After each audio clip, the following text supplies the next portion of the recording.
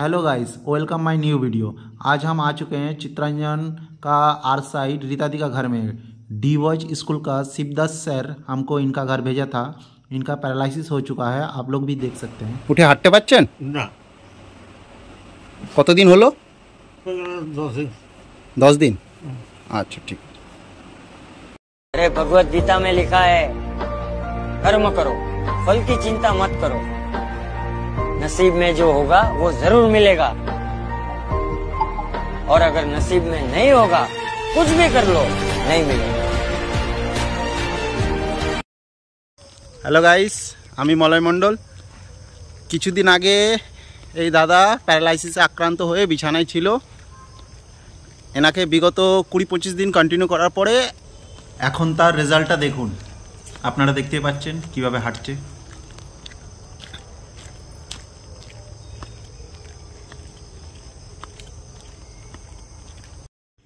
হ্যাঁ, আমি চিত্তরঞ্জনের বাসিন্দা।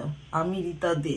আমার পাশে যে আছেন উনি দেওর, আমার দেওর। 1 মাস আগে উনি প্যারালিসিসে আক্রান্ত হয়েছিলেন এবং আমি 10 দিনের মাথায় মলয়কে ডেকেছিলাম ফিজিওথেরাপি করার জন্য।